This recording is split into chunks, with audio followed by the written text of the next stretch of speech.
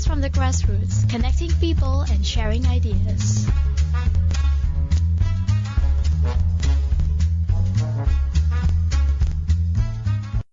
Hey, this is Arlene. We are back again. Hi, this is Gowri, and we're moving on to our ABC focus for today. So with our ABC focus, we have an interesting discussion because yesterday something interesting happened. I always like to use the word interesting. Because something interesting did happen, which is Asmin Ali got elected as the new Selangor MB after so many weeks of drama and controversies and people waiting to find out what's gonna happen. And many people are very unhappy about this, especially Selangorians. A lot of the people felt that this is really unnecessary. And if you look at the poll, yesterday we mentioned about it, the poll, a lot of people still support Khalid Ibrahim to be the Menteri Besar because they don't see any fault for Khalid Ibrahim to be stripped from his post. And a lot of the allegation of corruption were, as we all know, allegation. It didn't go through the MACC to really ensure that it was a true charge against him when it comes to corruption. And maybe I should just give a little background to Selangor and how it works there, because some people who are not from Selangor, especially people like me, I know you're going to say that. I'm from Penang and I may not know exactly how it works here, and there could be a lot of people out there who are also wondering why is it so important to elect the right Selangor MB, and how does it work? Why is it that the Sultan has a say in this, and how come it's not being done through an elections? So of course the highest entity in Selangor is the Sultanate, where we have the Sultan of Selangor, who is in charge, and then just below the Sultan we have the State Executive Council. So that is where the Menteri Besar comes in, and this was established by our constitution in 1959. And the Menteri Besar governs the state as the head, together with 10 other members. And of course, after that is the State Assembly, where they are pretty much focused on making the laws and legislative of the state. And also, Khalid Ibrahim took over from the also controversial Kir Toyo, who was part of the BN government back then. But then, there were a lot of controversy of corruption surrounding him. And he was charged, in fact. He was. And after the Pakatan took over in the recent elections, then Khalid Ibrahim was instated as the next MB.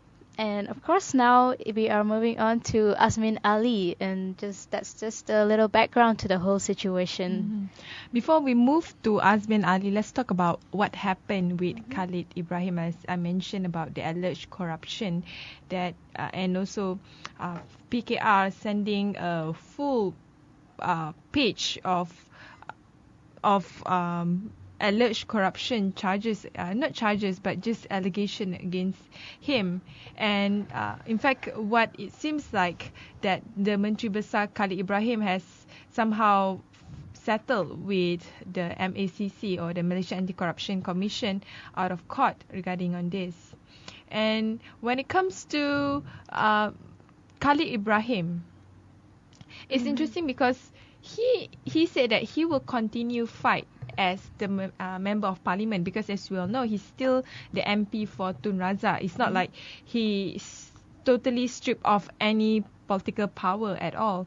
So he will continue serve as the member of parliament, but he told the civil servants, those who have been serving him since 2008, that continue work as what you have been working as before. This is a political fight, infighting. It's nothing to do with the Selangor government. You should serve the Selangor as what you have been instructed to. And he also told them to ignore all the drama that's surrounding this whole fiasco. And Khalid Ibrahim actually was hailed by Dato Muhammad Kusrin Munawi, who said that he has brought true transformation and success to the state.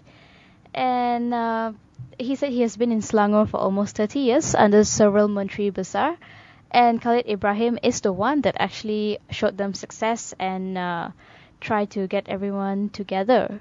And he fulfilled his election promises. One of it would include the distribution of water rights to the Selangorians after the restructuring of the state's water industry, which was fully completed.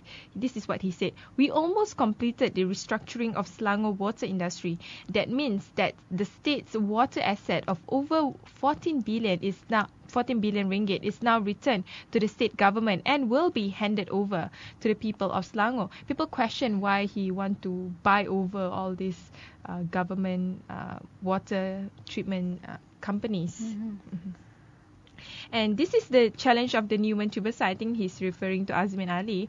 If they don't do that, the people will punish the PKR because they have promised. Because PKR have promised the people of Selangor in the general election. So Khalid Ibrahim is very cool-headed on this. He just think about the future of Selangor. That's it. And he is, of course, he wants, even though he's not going to be in charge anymore, he still wants whatever the promises they made to still be carried out, to still be implemented, because if it doesn't, it will reflect badly on the party itself. And it doesn't matter who the Menteri Besar is. When the new Menteri Besar gets sworn in, you do whatever that you promised the people and you deliver it to them. Personally, I'm actually glad that he mentioned that, because the challenge of the next leadership, which is true, is to serve the Selangor people. As much as, the top job is a fancy title, being the Menteri Besar of Selangor compared to being the Menteri Besar of Perlis, definitely being the Menteri Besar of Selangor entails with all this different responsibility. And if they don't fulfill their election manifesto, the Selangor people will just say bye-bye to them. It's either... Now there are two options. It's either the opposition party, which is, you can say it's not the opposition anymore, which is either Pakatan or Barisan. And there are people who are still supporting Khalid Ibrahim, coming to him with placards adorned with "We love Tan Sri, the best Menteri Besar," and all that. So definitely, this is a really heartbreaking moment for Khalid Ibrahim. But moving forward from Khalid to the in the last few weeks, the last fiasco of having Wan Aziza as the supposedly Menteri Besar. And interestingly about Wan Aziza is she's a woman. And we never have any woman prime minister. Not just prime minister, but even Menteri Besar. And another unique point about Wan Aziza is there are several disagreement on her besides her gender, like you mentioned earlier, the menstruation part. She's a woman. She have her woman issue to deal with. But at the same time, she's also the wife of Anwar. People claim that it's nepotism and they disagree with her. Her being the Menteri Besar. And the third point, I think we all know she doesn't have the experience of Menteri Besar. So does Azmin Ali. So did Khalid Ibrahim when he managed he was elected suddenly to be the Menteri Besar of Selangor. And she actually said that she accepts the decision of the Sultan wholeheartedly, as she believes is the best for the party. And the Sultan disagreed with her being the Menteri Besar, and he didn't even look at her name, partly because he doesn't see her as being a competent leader, and her being the wife of Anwar makes it even worse. And she also said that she believes the appointment process is not in accordance with the state constitution, but she believes that the attention must be returned to efforts protecting the people of Selangor. But there's a side story with submitting names to the Sultan, which the side story would be PAS. As we all know, Hadi Awang wasn't happy with the decision made with PKR, and he actually submitted the names by himself from the PAS side, although it came with the disagreement with DAP telling PAS why you need to do that. Decision should be, this is purely a PKR issue. PKR should be the one handling this. And it seems that they haven't even achieved an understanding among them, which causes even more dissatisfaction among the people. Like, if you don't have your act together, how are you gonna govern us and be responsible for us, because even with them, even within PAS, within PKR, there's so much of internal drama, internal politics going on, and the people need to be assured that this people is capable of running the state and capable of delivering all the promises they made. But of course, like Khalid Ibrahim himself mentioned earlier, it doesn't matter who the MB is, but what's more important is the people of Selangor, that their needs are met, that the promises are delivered to them, because eventually that's why you are in position. And the sad case of Wan Aziza, she don't even get the endorsement of PAS women. Although she get the endorsement of PKR members and all that. With Wan Aziza out of the picture, so it was purely, people can see, it was purely Azmin Ali's opportunity to be the Menteri Besar, and he got the endorsement of Anwar Ibrahim later on, when the Sultan mentioned, and the Sultan itself mentioned that it will be Azmin Ali who will be resuming the role of the new Menteri Besar of Selangor. So let's talk about Azmin Ali. So Azmin Ali is a character that not many people know. He previously was with UMNO, obviously. Then when Anwar started to have PKR, he joined in PKR, and since then he has been together with Anwar. I mean, he has been together with Anwar being the political advisor and all, political secretary and all that. But since then he has moved forward and being a very close confidant of Anwar. And in fact, within PKR itself, he actually hold quite an influential power in terms of getting the voices of the PKR members to be heard, And we also have an opinion here from Datuk Zulkifli Nordin, who is an ex-PKR colleague who came up with his own analysis, and he came up with reasons why Azmin Ali is, according to him, not fit to be Selangor MB. And I don't know if you can believe this, but his first reason for that is that Azmin Ali actually supported the right of Christians to refer to God as Allah. And because of that, Datuk Zulkifli thinks that he is not fit to be the MB of Selangor. And that is not really an analysis, just a personal not opinion. A valid reason at all. That was an issue that it's long gone, and we got over it, although we're not too happy about the verdict. And apart from that, he also mentioned things like Azmin does not have good ties with the federal government, and in order to be the Selangor MB, you need to have very good ties with Putrajaya. So, I mean, Selangor MB's role is definitely not an easy role, because you need to deal with government as well as with your local political party. And with Selangor issue at the back of the mind of every political parties here, and now the focus is more on Azmin Ali. Personally, do you think Azmin Ali is qualified? I mean, of course, there are a lot of people throwing opinions on him, but personally, do you think he's qualified, and why? I don't know so much about his qualifications, but I do think that everyone should be given a chance, and it could be Wan Aziza, it could have been Azmin Ali, it could have been Iskandar Samad.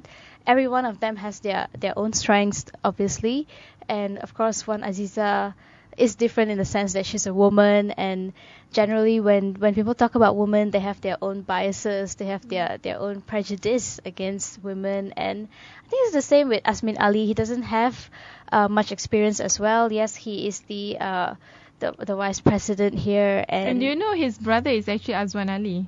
Oh, no, I did not know that. It is. So he has this entertainment connection with him. And also, he has also made a few controversial statements in the past. If you remember when Dr. Otun Mahathir was ill in Australia, and he said something about him falling flat or something. I cannot remember the exact comment. And then also, of course, with supporting the Christians in their use of the word God. But I do think that he is definitely capable of delivering the promises that PKR has. You think or you don't think? I think yes. He does. Yeah.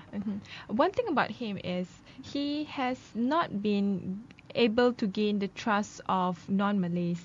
That's one of the key things that we need to know about Azmin Ali. He has been gaining a lot of trust with Malays, partly because he gel well with them.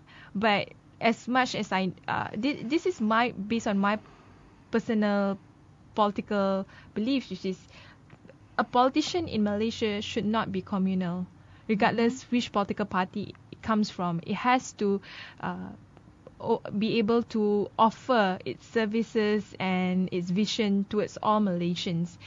As much as Azmin Ali has not been communal, but at the same time, his action has much more catered towards the Malay rather than a full Malaysian agenda.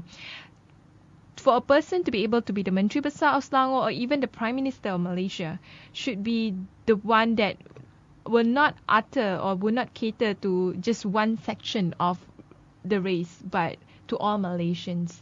And he hasn't proven that he is a Malaysian leader yet. So that is one point about Azmin Ali that perhaps we should monitor. And being the Member of Parliament of Gombak, which is the constituency I came from, he's definitely a popular candidate among the people of in some section of the people in Selangor. He has been winning the seats in Gombak for many times since 2008 or earlier, and he's quite a prominent leader. And there's nothing much to talk about him other than he hasn't gained the trust of majority yet. Going back to your point on the on how he's more popular among the non-Malay communities compared to the Malays, he's more popular among the Malays compared to non-Malays. Oh, okay. So that also gives him the challenge of how he's gonna handle this, and it's always tricky in this country because we have so many different races, so many different ethnicities, even in Selangor especially, because this is like pretty much like the hub for everybody. So how he handles people with all these different races, how he's willing to fight for their rights, how he makes sure that everyone's need is catered to, will be definitely another challenge that he will be facing as the new MB of Selangor. And for Azmin Ali, since now he is the new Menteri Besar of Selangor, there are a few challenges that he needs to overcome. There are a few stumbling blocks, in fact, which is number one, Selangor is an economic power and it has a very huge fat money coffer. So he needs to know how to manage the economic of Selangor well. Like in other states, you don't really need to have too much emphasis on economy, since other states the economy is not really the main agenda. But for Selangor, anything negative that happen in Selangor will affect the whole of Malaysia. The perception of Selangor is definitely more important compared to the economic perception of other states. So this is one thing. And second thing is about water crisis. As we all know, El Nino is around the corner, and of course there's the haze issue and a lot other environmental issue that he needs to really tackle on, especially water, because once people assume that you cannot handle the water crisis, you are not fit to be the Menteri Besar Selangor. And he actually also he was part of the Malaysians who marched in favor of free and fair elections, and that definitely shows a lot of courage, a lot of audacity, that he is willing to how do I say it, to go past the boundary, and he doesn't hold back when it comes to the people, that he joins them and he fights for their cause as well. And also another thing that's worth mentioning is his promise is to the people of Selangor. So it's not focused on civil service, it's not focused on the party. As the MB, it goes back to everyone. It's the people of Selangor. I know I said this earlier, but it's really important that we remember that whoever the MB is now, his main job is to serve the people of Selangor. It's not his party, it's not anyone or anything else. So there are people who are unhappy with Azmin Ali to be the next Menteri Besar, and one of it is of course some members of PAS thinking that he is a cancer in the party. So it is definitely something that is interesting to see the development, how he handled all this criticism about him. Of course, when it comes to Selangor, religion is also one of the matter that needs to be concerned, because on one hand you want to you want Islam to be part of the official religion, but on the another hand you don't want it to be an Islamic state or Islamic in an Islamic state where just the government just control every aspect of the of individual lives. So it like you don't want to revert the country into something like Kelantan or Terengganu, but at the same time you also want to have some element of Islamic values in it. So it's something that every Menteri Besar Selangor need to balance that. So with that, so are you in support of Azmin Ali as the new Menteri Besar? Or you're a bit reluctant? I am in support of him. I know you feel very strongly about Dr. Wan Aziza, but I do think that Azmin Ali can also deliver. They are both equally new to this Selangor MB position. But yeah, I definitely I'm pretty positive about him, and we'll have to see whether he delivers his promises or not. So this crisis has taught us tremendous lesson on what not to do when it comes to changing of Menteri Besar, and this is a good lesson for PKR. And for me, definitely I want Selangor to be entrusted to a Menteri Besar that I can feel safe. And definitely with Khalid Ibrahim, a lot of Selangorians would agree to that they feel safe under his rule. But with Azmin Ali, I'm a bit skeptical, partly because I haven't seen him being a Malaysian person, and I haven't seen him able to embrace, and to perform his responsibility as the Menteri Besar yet. But that also goes the same with Wan Aziza. Maybe I'm being a bit biased towards Wan Aziza, but at the same time, I have high hopes on Azmin Ali, but I'm not sure that he will be able to fulfill that. But let's all just wait and see and how it will go to Selangor in the next 6 months. Let's see. That's all from us today. Thanks for listening to us at our ABC Focus. We will resume our discussion on ISIS and Islamic radicalization.